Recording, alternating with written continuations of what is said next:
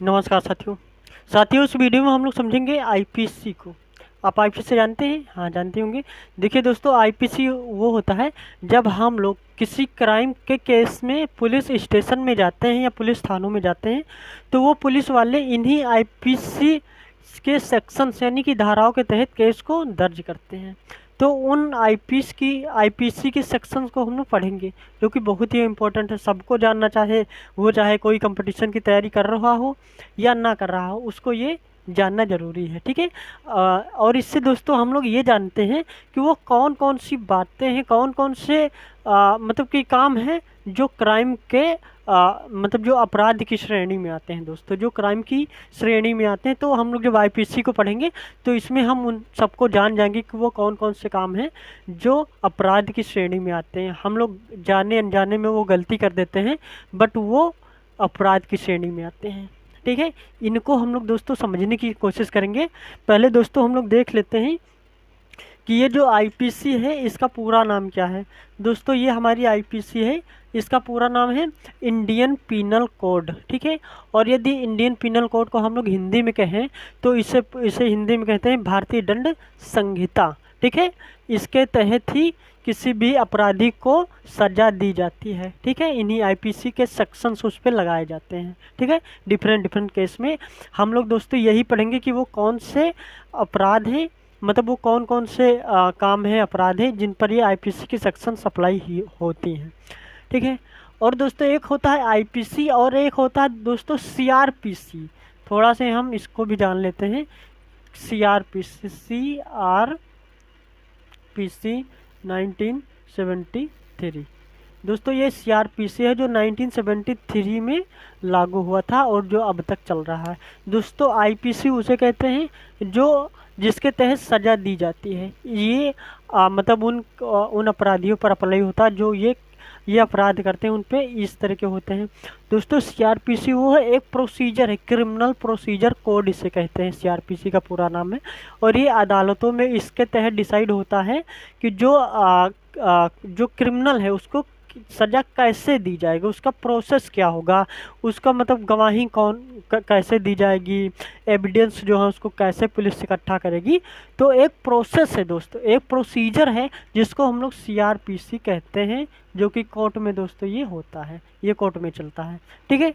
अब आप लोग समझ गए आईपीसी और सीआरपीसी क्या हो गया। ठीक है दोस्तों, अब आइए हम लोग अपने जो हम लोग पढ़ना है वो पढ़ते हैं। देखिए दोस्तों, ये हो गया केसेस और ये हो गया दोस्तों सेक्शन। जो कौन कौन से केस हैं जिन पे आईपीसी डिफरेंट टाइप की आईपीसी की धाराएं अप्लाई की जाती हैं। देखिए दोस्तों, नंबर 1 हम लोग सेडिशन की बात कर लेते हैं। राजद्रोह। दोस्तों, ये जो द्रोह ये दो प्रकार का होता है। एक होता है राजद्रोह और एक होता है देशद्रोह। यदि राजद्रोह होता है तो वह एक राज्य में होता है, वह एक राज्य के लिए होता है। और यदि किसी के ऊपर देशद्रोह का केस लगता है तो वह पूरे देश के लिए वो मतलब खतरा बन जाता है और फिर उस पर देशद्रोह का मतलब कि केस होता है। तो देखिए दोस्तों, राजद्रोह, जब कोई राजद्रोह करता है तो उस पर आईपीसी के सेक्शंस दोस्तों 124 124 से उस पर लगती हैं। ठीक है। 124 के तहत पुलिस उस पर केस दर्ज करती है पुलिस स्टेशन में। कौन सा दोस्तों? 124A के तहत यदि राजद्रोह किसी ने किया है तो उस पर 124 से की सेक्शंस अप्लाई होंगी, किसमें? आईपीसी की धाराएं। ठीक है दोस्तों, अब हम लोग देखते हैं दोस्तों अनफुल असेंबली यानी कि विधि के विरुद्ध जमाव। ठीक है दोस्तों, विधि के विरुद्ध जमाव। अब इसे क्या क्या कहेंगे दोस्तों कि हम लोगों ने सरकार से परमिशन नहीं लिया है और हम लोग प्रोटेस्ट वगैरह कर रहे हैं, जैसे कि अब समय किसान भी मतलब कि जो किसान लोग हैं, ये किसान बिल का मतलब कि अगेंस्ट में खड़े हुए हैं, प्रोटेस्ट कर रहे हैं।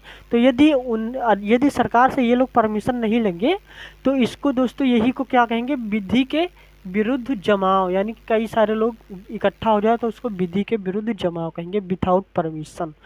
तब दोस्तों क्या होता है कि उन पर आईपीसी के सेक्शंस दोस्तों 143, 144 और 145 की धाराओं में उन पर केस दर्ज किया जाता है पुलिस स्टेशनों में।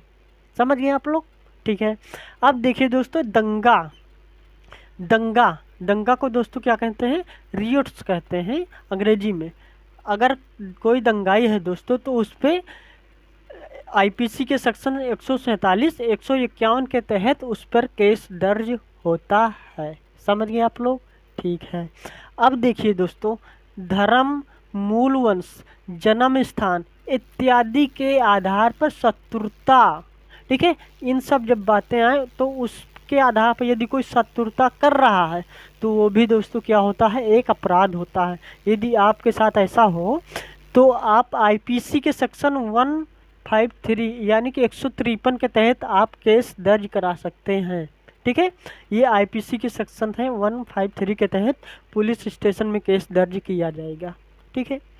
और दोस्तों हम लोग राष्ट्रीय अखंडता पर प्रतिकूल प्रभाव डालने वाले कारक हैं, यदि कोई आप मान लीजिए कि ऐसे शख्स हैं जो राष्ट्रीय अखंडता को मतलब कि उसके प्रतिकूल प्रभाव डाल रहे हैं, उसको तोड़ने का काम कर रहे हैं, उसकी मंशा बना रहे हैं दोस्तों, तो उन पर 153 के तहत केस दर्ज किया जाता है पुलिस स्टेशनों में। और उन पर जो आईपीसी के सेक्शंस हैं वो 153 के तहत 153 दोस्तों बी के तहत उन पर केस दर्ज होता है और इसी के अनुसार उनको सजा मिलती है। ठीक है, समझ गए दोस्तों? अब हम लोग देखते हैं दोस्तों नेक्स्ट पॉइंट, जाली सिक्कों से संबंधित अपराध। यदि जाली सिक्के यानी कि नकली नोट हैं और या नकली सिक्के हैं, तो यदि इस तरह की कोई मैटर होता है दोस्तों तो उन पर आईपीसी के सेक्शन 243 के तहत उन पर केस दर्ज किया जाता है या उन पर 243 की सेक्शंस अप्लाई होती हैं। ठीक है, इसी के अनुसार उनको सजा मिलती है कोर्ट में। तो 243 पढ़ लिया आप लोगों ने, जो कि दोस्तों जाली सिक्कों से संबंधित अपराध में होता है।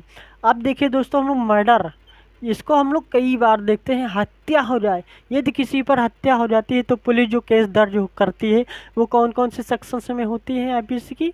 तो 302 होती है, 307 उसमें होता है जो अटैम्प्ट टू मर्डर यानी कि मर्डर का जब प्रयास होता है तो उसमें 307 की धाराएं लगती हैं।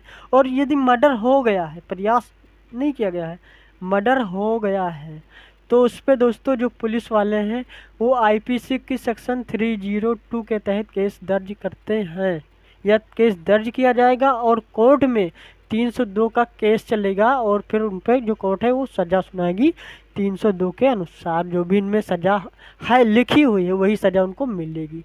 ठीक है दोस्तों, ये मर्डर के लिए हो गया। अब देखते हैं दोस्तों केसिंग डेथ बाय नेग्लिजेंस, यानी कि लापरवाही से मृत्यु हो जाए किसी कारणवश।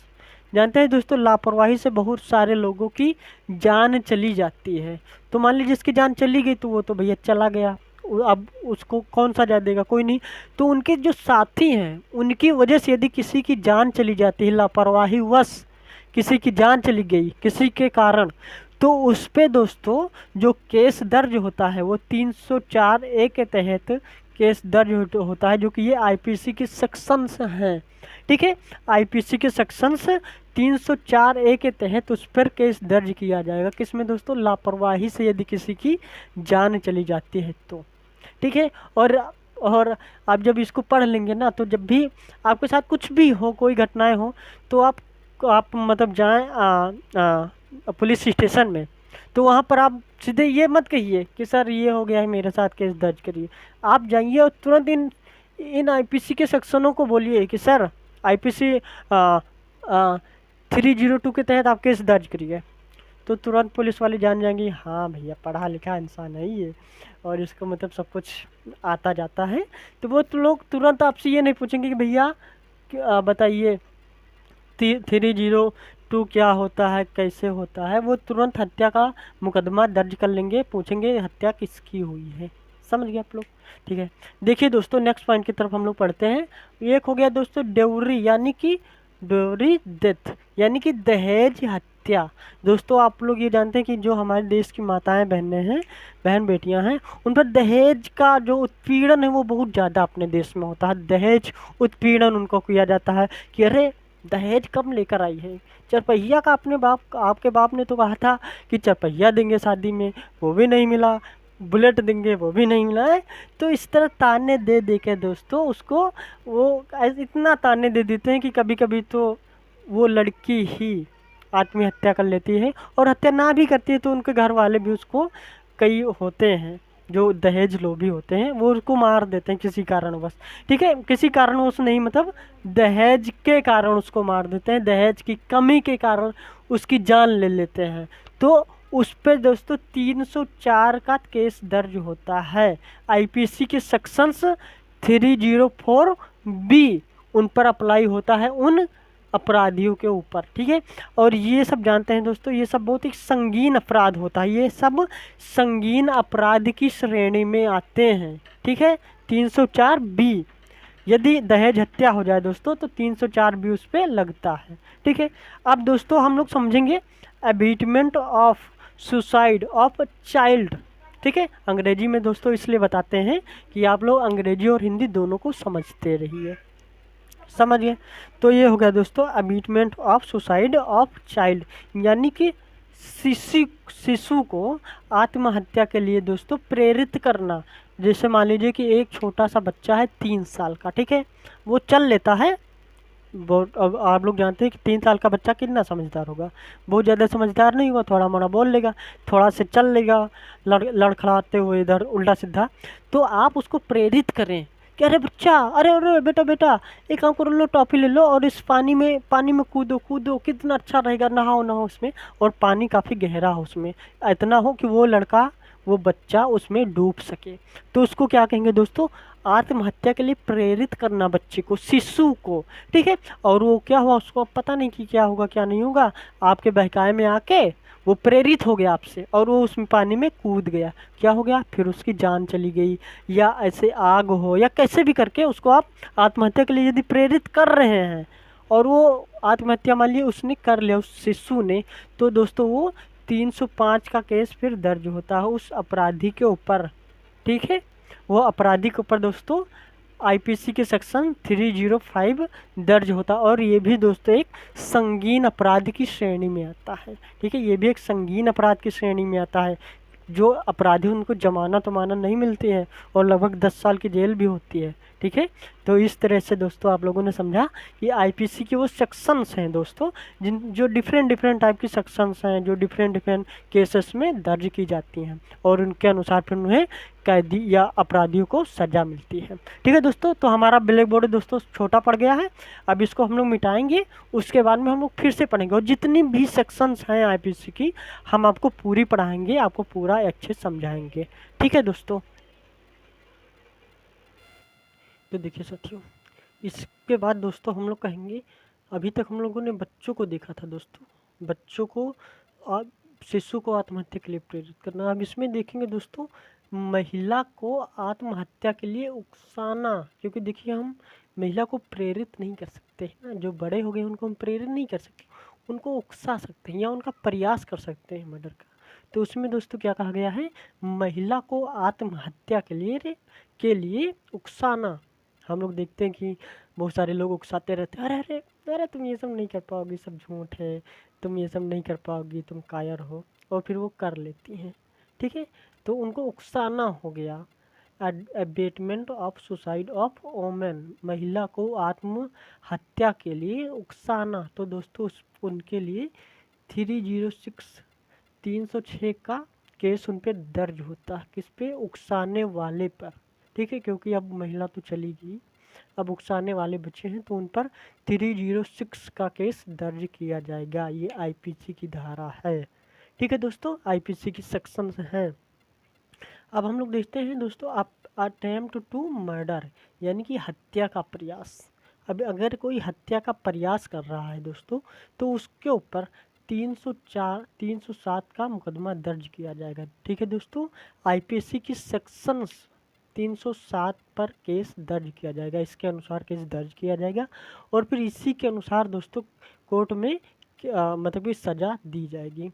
और आत्महत्या के लिए प्रयास कर रहे हैं, और यदि हत्या हो जाती है तो 302 उस पे लगता है दोस्तों।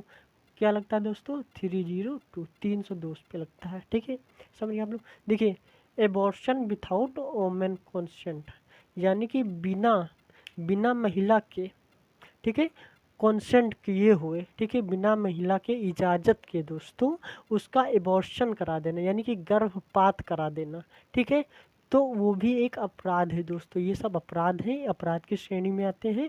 और फिर उनके लिए दोस्तों 313 आईपीसी के दोस्तों जो सेक्शन है वो 313 के तहत उन पर केस दर्ज किया जाता है, और इसी के तहत दोस्तों कोर्ट में सजा दी जाती है।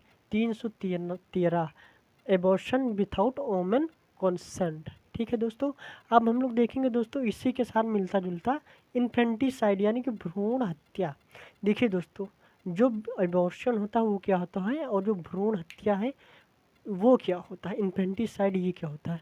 तो आप लोग ये समझ लीजिए दोस्तों, जो एबॉर्शन होता है यानी कि बच्चों का देखिए टाइम पीरियड जो होता है वो 9 मंथ का होता है, और 9 मंथ के पहले ही, यानी कि 9 मंथ पूरा कंप्लीट नहीं हुआ, 1 महीना हुआ, 2 महीना हुआ, 3 महीना हुआ, उससे में यदि एबॉर्शन करा दिया जाता है तो उससे दोस्तों गर्भपात कहते हैं।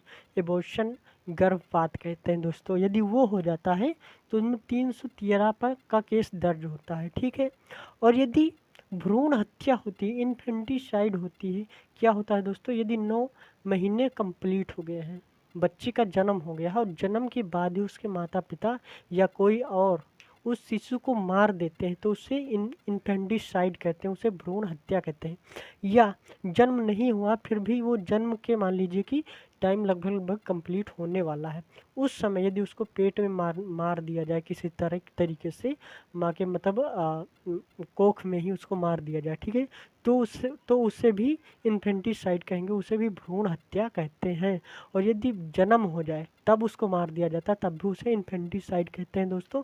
और यही बहुत ही दोस्तों क्या संगीन अपराध की श्रेणी में आता है, संगीन अपराध, ठीक है।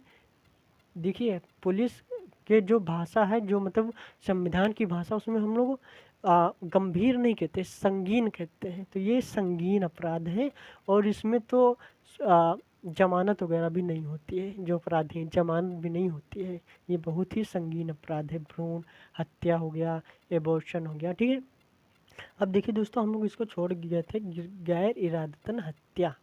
गैर इरादतन दोस्तों हत्या का हो गया, देखिए इरादा नहीं था हत्या करने का। ऐसे मान लीजिए कि दो कोई आपस में लड़ रहा है, झगड़ रहा है, तो उनकी लड़ाई झगड़ा मान लीजिए हो रहा है, और एक हो गया दोस्तों ए, दूसरा हो गया बी, आपस में लड़ रहे हैं, झगड़ रहे हैं ऐसे ही, बट ये इन पे हमला कर देता है इसी पे, और ऐसे ही इनको कंट्रोल, ए को कंट्रोल करने के लिए बी हमला कर देता है, और बस ऐसे ही हमला कर देता है, बहुत मतलब उसको मारने के लिए नहीं होता, उसके जान लेने के लिए नहीं हमला करता है, ऐसे ही करता है, ठीक है, इसको कंट्रोल करने के लिए, अपनी बढ़त बढ़ाने के लिए, ठीक है। और किसी कारणवश के सर पे चोट लग गई ए पर और इनकी मौत हो जाती, तो इसे क्या कहेंगे दोस्तों, गैर इरादतन हत्या। इरादा नहीं था फिर भी उसकी हत्या हो गई दोस्तों। तो उस स्थिति में दोस्तों जो जो अपराधी होते हैं, क्रिमिनल होते हैं, उनके ऊपर 308 का मुकदमा दर्ज किया जाता है, यानी कि आईपीसी के सेक्शंस 308 का प्रयोग उन पर किया जाता है, इनके तहत उन पर मुकदमा दर्ज किया जाता है, ठीक है। अब देखिए दोस्तों, हम लोग देखेंगे गंभीर चोट। गंभीर चोट आप लोग जानते हैं कि जैसे लड़ाई हो गई, लड़ाई झगड़ा हो गया, एक्सीडेंट हो गया, या किसी कारण से यदि गंभीर चोट लग गई, किसी के द्वारा लग गई है, अपने आप लग गई तो कोई बात नहीं, किसी के द्वारा यदि गंभीर चोट आ गई है तो उन पर दोस्तों जो आईपीसी के सेक्शन है वो दोस्तों हैं 325, 326 के तहत उन पर दोस्तों केस दर्ज होगा और फिर मुकदमा चलेगा, ठीक है। अब आप लोग ये समझिए। अब देखिए दोस्तों, एसिड अटैक, ये हो गया एसिड अटैक, यानी कि तेजाब से यदि हमला होता है, यदि तेजाब से हमला किया गया हो किसी के ऊपर, किसी के द्वारा, ठीक है, तो जो अपराधी होगा उनके ऊपर 326 ए के तहत उन पर केस दर्ज होता है और फिर मुकदमा होता है उनके ऊपर, ठीक है। और 326 ए के तहत ही दोस्तों जो कोर्ट होता है, मान लीजिए कि हाई कोर्ट हो गया, या हमारी जो सुप्रीम कोर्ट हो गया, या हमारी जो डिस्ट्रिक्ट कोर्ट हो गया, तो इन्हीं के द्वारा दोस्तों उन पर मुकदमा दर्ज होता है और इसी के तहत उनको सज़ा होती है। इसमें जो सज़ा लिखी हुई है पहले से वही सज़ा उसको मिलेगी, ठीक है। कोर्ट वही सज़ा इनको सुनाएगा, इसी के तहत सुनाएगा सज़ा, ठीक है, समझ गया आप। अब देखिए दोस्तों, तेज़ रफ्तार से तेज रफ्तार से अंधाधुंध गाड़ी चलाकर किसी को क्षतिग्रस्त कर देना, एक्सीडेंट कर देना। ठीक है, होता ही देखते हैं आप लोग, शराब वगैरह पी ली, बहुत तेज़ी से ओवर स्पीड में गाड़ी चला रहे हैं, ड्राइविंग कर रहे हैं और गाड़ी आउट ऑफ कंट्रोल हो जाती है। तो उस स्थिति में दोस्तों क्या होता, किसी को यदि क्षति हो गई, एक्सीडेंट हो गया, मान ली मौत नहीं हुई है, बस ऐसे थोड़ा क्षति हो गई है, तो उस पर दोस्तों 337 का मुकदमा दर्ज होगा। यानी कि आईपीसी की सेक्शंस 337 उन पर अप्लाई की जाएंगी। इसके तहत केस दर्ज किया जाएगा, इसके तहत कोर्ट में सज़ा मिलेगी। समझ गए दोस्तों। तो आईपीसी दोस्तों जो है ये बहुत ही इम्पोर्टेंट है, जो कंपटीशन की तैयारी कर रहे हैं और जो ना कर रहे हैं उनको भी ये जानना ज़रूरी है। और जो हमारे एडवोकेट लोग होते हैं इनको तो ये एकदम रट्टा होता है, संविधान और ये सब आती है, तो ये भी आप लोग समझें जानें। तो दोस्तों इस वीडियो में बस इतना ही, हम ये इसको मान लेते हैं, ये दोस्तों हो गया क्या, पार्ट हो गया दोस्तों 1। अब पार्ट 2 में हम इसको फुल कंप्लीट कर देंगे जो भी है, और हम आपको इम्पोर्टेंस से पढ़ा रहे हैं क्योंकि बहुत सारी आईपीसी की सेक्शन है, यदि पूरा पढ़ाएंगे तो आप लोग याद नहीं कर पाएंगे और उनका कोई काम भी नहीं जो आप छोड़ दिए हैं। ठीक है, इम्पोर्टेंट पढ़ाते हैं, इनका दैनिक जीवन में कभी न कभी शायद प्रयोग करना ही पड़ जाए, यूज हो जाए, और यदि होती हैं ये सब तो आप लोग डेली देखते हैं होती हैं, तो इसलिए आप लोग ये सब पढ़ें। ठीक है, ये वीडियो आप लोगों को कैसा लगा आप लोग हमें कमेंट सेक्शन में लिख के बता सकते हैं, अपनी राय दे सकते हैं। अच्छा लगा कि नहीं, कुछ समझ में आया नहीं, कि जो कमियां आप लोग वो बताएं, हम उसको सुधारेंगे। ठीक है, और आप मिलते हैं आपको नेक्स्ट वीडियो में, जो कि पार्ट 2 में फुल डिटेल्स में आपको जो भी रह गया उसको बताएंगे। ठीक है, तब तक के लिए दोस्तों जय हिंद।